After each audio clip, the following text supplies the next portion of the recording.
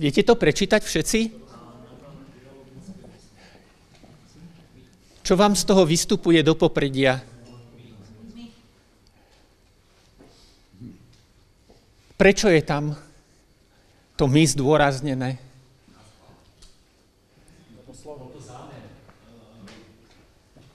Lebo keď to má byť dialogické, tak to musí byť v nejakom našom nastavení na to my.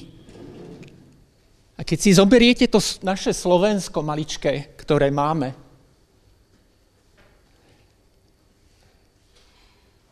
spoločne sa učiacich partnerov, sme krajinou, národom spoločne sa učiacich partnerov?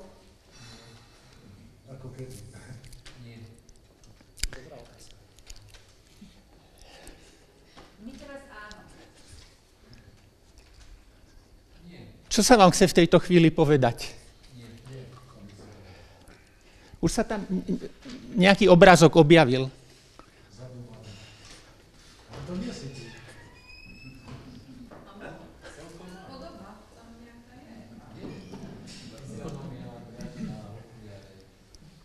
U nikoho niekto niečo takéto sa nevynorilo?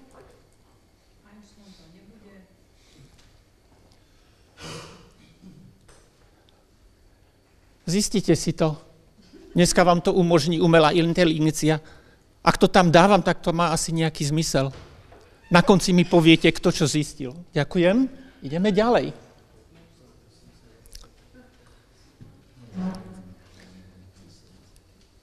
Sme v našej krajine. Výborne, dobrý. Toto všetko majú v možnostiach naše deti. Ale je to iba proste kľúčová dierka, cez ktorú môžete niečo vidieť a cez ktorú je možné aj niekam sa dostať. A nie je to úplne jednoduché. Prečo je v našej krajine najnižšia dôvera vo vládu? Tá červená, to sme my. S vyjadrením väčšine ľudí možno dôverovať, súhlasí dnes len 20%, možno ešte menej.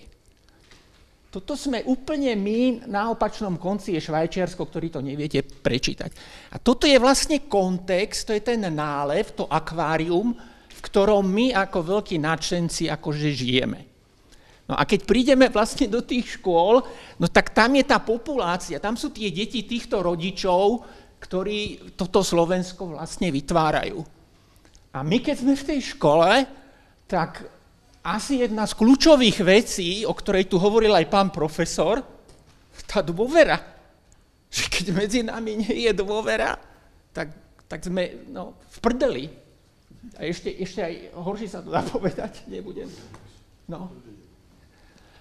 A naši chudáci učitelia, chudáci alebo chudáčky, paragraf 20 zákona 138, viete ho, pán profesor, naspamäť? Nebudeme vás skúšať.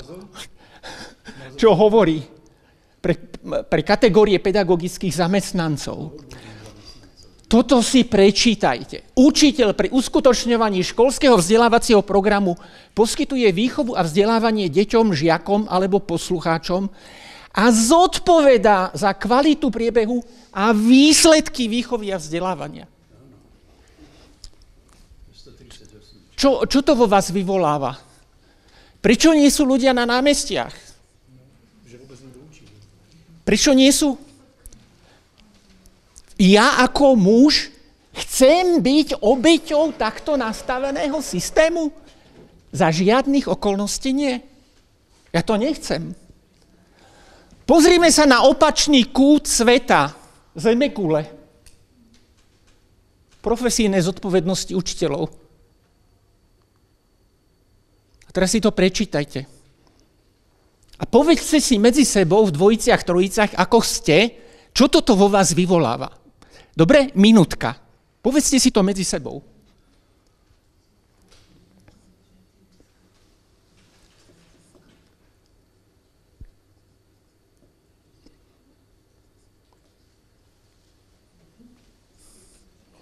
Povedzte si medzi sebou pár slov. Minútka, naozaj.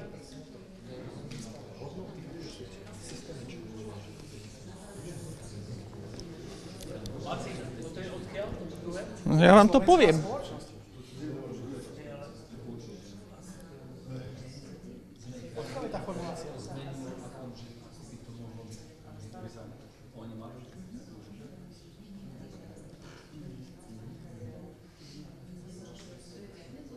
Nový Južný Wales, Austrália. Som povedal, že ideme na opačný koniec sveta. Ja to ešte vrátim.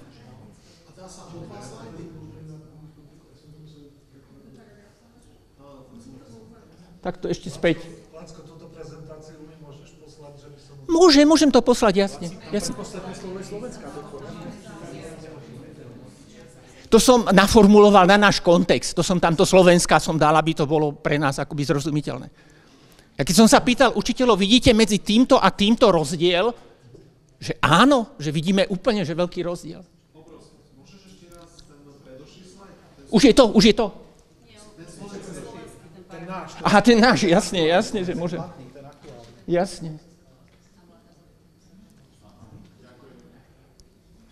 No to je jednoznačne submisívna pozícia, kde ty proste drž hubu a urob, čo sme ti prikázali a príde ťa skontrolovať inšpekcia. Ako môže byť za výsledky vzdelávania zodpovedný akože explicitne len učiteľ?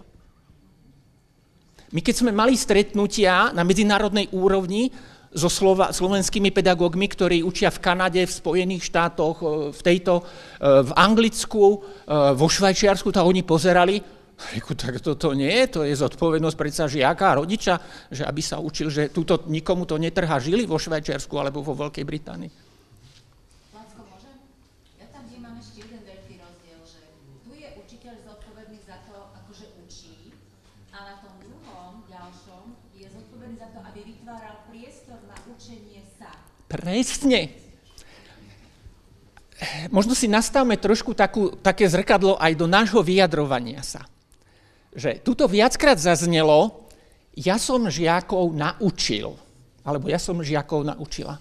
Ja som si uvedomil, čítajúc toho pána, ktorý bol na začiatku, že učenie vzniká vtedy, alebo hlavným aktorom učenia sa je učiaci sa. A on potrebuje hlad. Proste pre mňa je to niečo dôležité. Ja som kdesi padol, ja potrebujem vyliezť z toho, lebo chcem ešte dneska večer doma byť a ja sa začnem učiť, ako sa z tej situácie vlastne dostať. Hlad. Proste cítiť tú potrebu, naliehavosť tej potreby. Druhá vec, potrebuje cítiť, si uvedomiť zodpovednosť. Tuto nikto nepríde teraz za mnou, no ja sa musím škrabať von z tej jamy. A tretia vec, on sa bude šmýkať, 10-krát sa zošmykne, on potrebuje mať vôľu. Hlad, cítiť pocit zodpovednosti, že to je moja vec, a vôľa. A že vtedy dochádza vlastne k tomu učeniu. No a ako sa k tomuto dopracovať, aby chudák slovenský učiteľ a slovenská učiteľka neboli na tej pozícii, že sú poverení nesplniteľnou úlohou. On má niečo splniť, čo je nesplniteľné. No a teraz čo? Čo s tým? Takže idem na to veľmi rýchlo.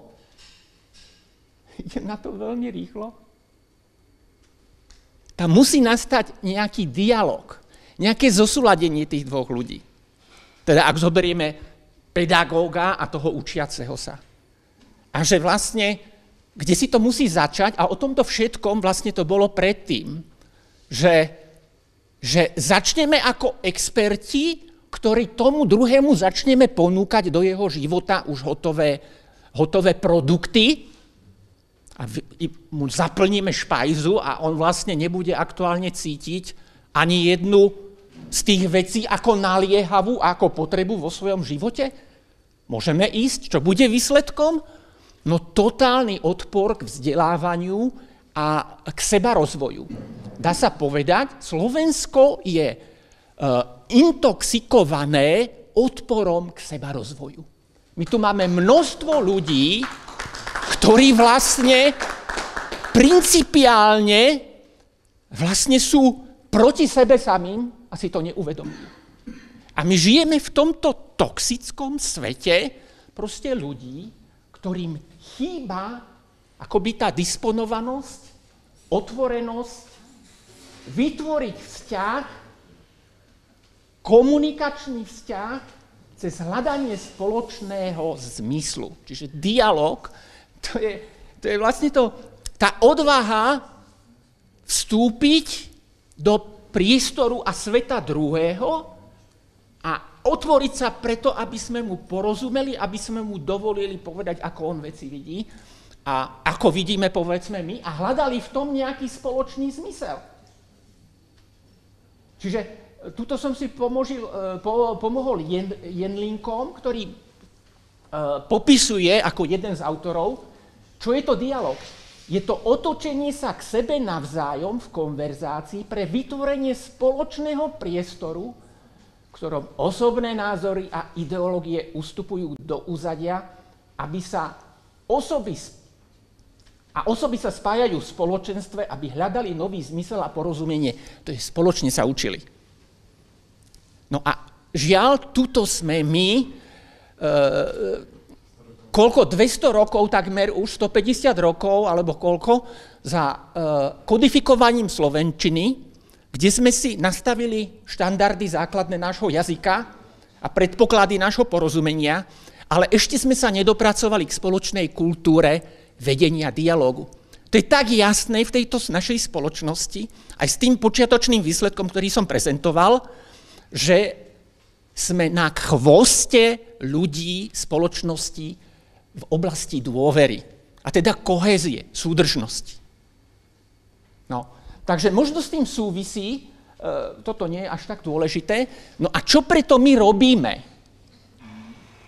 Čo preto my robíme akože školský network, alebo teda ja osobne, tak vlastne umožňujeme ľuďom cez náš model a ľuďom, teda žiakom, pedagógom, rodičom, a už tých respondentov máme vyše 32 000, tak už 13-14 rokov, áno, s týmto, dá sa povedať, výskumom sme začali na Trnavskej univerzite, no a im umožňujeme preberať zodpovednosť za ten stav, v ktorom sa nachádzajú. A to tak, že im umožňujeme urobiť sebareflexiu v 3 zásadných oblastiach. A tuto chcem vzdať hold 2 osobnostiam, áno, Abrahamovi Maslowovi, ktorého už spomínal aj pán profesor, ale potom aj Richardovi Barrettovi, na koncepciách, ktorých som si povedal, lebo som hľadal veľa koncepcií a bolo ich ešte teda viacej, a som si povedal, že toto je asi taká najzrozumiteľnejšia cesta pre Slovensko a pre slovenský školský kontext, aby ľudia začali rozmýšľať a uvedomovať si, kde sa nachádzajú, kam sa chcú posunúť, aby nečakali, že to niekto urobí za nich. Že podstata coachingu je to, že vy neťaháte a nevezíte vo vozíku človeka niekam, ale mu umožníte rozbehnúť sa k čomu si a rozbaliť sa v tom potenciále alebo v tom záujme, ktorý má. Takže, čo im umožňujeme? Zamysli sa, drahý môj a drahá moja, takto oslovím žiakov a im to robím, dá sa povedať, každú chvíľu som s nimi a oni ma berú ako človeka, ktorý je generačne na neviem ktorom brehu ich života, ma úplne akože akceptujú a sú šťastní a sú spokojní a prídu za mnou a všeličo mi povedia, že konečne sme to mohli niekomu povedať. A hovorím im prvá vec, viete čo?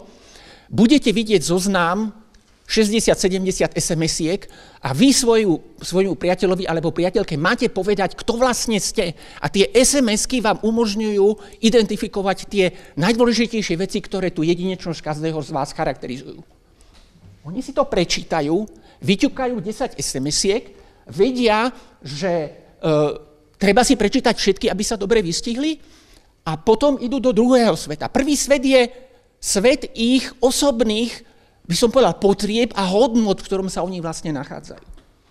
A keď toto absolvujú, takisto to robia aj pedagógovia, a toto je tá genialita Richarda Barretta, že on skôr, ako by išiel riešiť organizáciu, On hovorí, že ale človek najprv sa musí zamyslieť nad sebou, aké je jeho osobné nastavenie.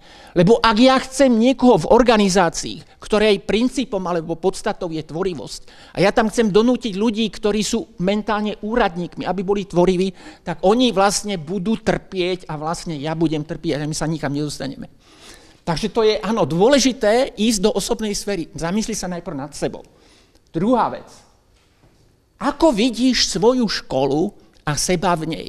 Čo to v tebe evokuje? Zase pomerne veľa vecí mne hovoria, toto nebudú deti čítať a tak ďalej. Predstavte si, že oni do toho tak zalezú, že nie je problém a niektorí zostane, bežne to zvládajú, niektorí aj za 5, niektorí 10, niektorí 15 a niektorí, áno, čo majú nižšiu gramotnosť, aj 20, aj 30 minút, ale veľmi im na tom záleží. Až musím povedať, no už nebude až taký teda dôsledný. Čo tam je napísané? Tak poviem, prvá vec. V triede je nás veľmi veľa, tým sa môže charakterizovať. Druhá vec, v škole mám dobré podmienky na učenie, čo mám zafajknuté. Rodičia sa zaujímajú o moje vzdelávanie. Mám možnosť robiť veci po svojom, akože byť tvorivý. Väčšinu z učiteľov mám rád. Ďalej, v učení používam smartbooks, napríklad, teraz už aj toto tam dávame, kde je to teda relevantné. V škole mi chýba pohyb, fyzické uvoľnenie, mám dobre vybavenú školu, v škole býva často veselo zábava a tak ďalej. A že oni sa vlastne vystihnú, že toto je ten môj ekosystém. Ja tam nedávam zámerne ten ekosystém, ale v podstate každé to dieťa žije v nejakom rozvojovom ekosystéme. Ono je napojené na rôzne zdroje a to vlastne, ako ono je schopné tie zdroje nejak zosúladiť pre svoj rozvoj, vlastne vytvára jeho tú životnú cestu toho a jeho životného príbehu. No a tretia oblasť, čiže prvá som ja osoba, druhá to, čo robím, ako to vlastne prežívam, na čo narážam. No a tretia vec je pre svoj rozvoj a pre dosiahnutie toho, čo mi záleží, čo by som chcel, čo by som mal robiť, aké podmienky potrebujem. Áno, zapojiť sa do riešenia spoločenského výskumného problému, neponižovať ma, keď niečo neviem, učiť sa viac praktické užitočné veci a tak ďalej a tak ďalej. Urobí to, odošle to a čo sa stane? Prídeme, možno už aj sme schopní aj na druhý deň a urobíme skupinovú sebareflexiu. My týmto akože deťom, žiakom, učiteľom vlastne buď im to dáme na lístkoch, tie vyjadrenia, na ktoré najčastejšie zaklikli a umožníme im viesť, facilitujeme v podstate ten ich otvorený rozhovor, takže ten pedagóg tam sedí vzadu a je pozorovateľom. Celú hodinu do toho nezasahuje. Aj keď decká hovoria medzi sebou o takých veciach, kde sa mu otvárajú všetky nožiky, ktoré vo vačku má, lebo to si viete predstaviť, že čo všetko povedia. Ale ako vidíte, že tu je to 5. ročník, tak v podstate decká od 5. ročníka sú schopní ako cez toto prejsť aj na strednej škole. Áno? A vlastne výsledok je taký, že vlastne vznikne atmosféra dialógu o týchto veciach. Tam jasne, že prídu aj rôzne názory, ktoré jednotliví teda účastníci majú. A tam dojde k spoločnému učeniu, bez toho, aby dospelý musel hneď hovoriť, čo je správne a čo sa má robiť. No. Takže toto je celá naša spoločnosť, najmä školy potrebujú vstúpiť do novej spoločnej interaktívnej hry. Čiže nie škola, ale interaktívna hra. Že všetko to, čo sa tam deje, to je vlastne interaktívna hra, na ktorej pravidlách by sme sa mali aj spolu s rodičmi dohodnúť. Celý život je interaktívna hra. No. A treba si povedať, čo vlastne chceme. A tu teraz ja vás úplne chápem ako učiteľov, že ako často narazíte na rodiča, ktorý zažil určitý typ vzdelávania a on by chcel, aby to bolo presne také, pretože on sa vlastne s tým udržal, alebo sa uplatnil. A veľmi ťažko akceptujú ten nový model, ten nový vlastne koncept, ku ktorému chcete pripraviť ich deti pre tento svet a v tomto živote, v tomto teda storočí na to, aby sami boli pilotmi. Nie cestujúcimi v škole, že ja vychovávam vlastne v škole pohodlných cestujúcich, ktorým ja tam akože pred tabulou sa trápim a on to má v paži a potom nejak je natoľko inteligentný, že prejde. tými skúškami a dostane nejaké možno aj samé jednotky, ale on vystúpi a on sa cíti ako cestujúci, ktorý nemá svoj program, nejaký náčrt, nejakú koncepciu, čo chce a za čím chce ísť. Ja som žasol, keď som v jednej škole v Bratislave, mi jedno dievča povedalo, sme mali túto sebareflexiu, že viete čo, že ja by som chcela klonovať kone na objednávku zákazníkom. A ona to povedala, ako aj pred spolužiakmi, kde sa začali akože smiať, lebo teraz, keď poviete svoj názor, veľmi ľahko ste predmetom akože výsmechu. Ja som povedal, to je fantastická vec, že vlastne, čo je tam? No je tam vlastne motivácia ísť hĺbšie do rôznych vied, vrátane teda biológii, poskytovať službu niekomu a cez to, keď človek na tomto nie je, v tejto, by som povedal, svojom sne, má svoj sen, keď nie je zosmiešnený, tak on sa odtiaľto posunie určite k niečomu inému, ale už má nejaké štartovisko, na čo sa môže to, čo sa mu v škole ponúka, nalepiť ako súvisiace s tým zmyslom a s tou hodnotou, ktorú vníma. Takže áno, idem už do záveru partnerského dialógu, myslenia vedúcu k transformačnej zmene. Celá naša spoločnosť, najmä školy, potrebujú kultúru alebo interaktívnu hru partnerského dialógu, aby sa prekonávali strach z nepoznaného druhého a dianiu okolo seba sme začali rozumieť a prevzali za zodpovednosť. Ale jedno upozornenie, účastníci dialógu nie sú spôsobili, účastníkmi dialógu nie sú spôsobili byť mentálne a morálne nekonzistentní ľudia. Takže ďakujem.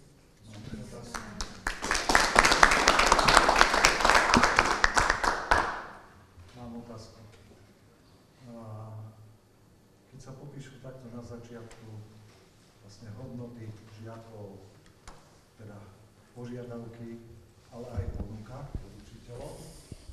Ako sa to môže, alebo prejavuje, povedzme, tvorou? Takto poviem vám. Obrovskou vecou pre mňa je spolupráca s veľkými zriaďovateľmi. Ak vás zriaďovateľ vlastne mentálne a teda odborne nie je spôsobilý porozumieť tomuto a vytvárať pre toto podmienky, tak je to v podstate akoby takmer neuskutočniteľné na žiadnej škole.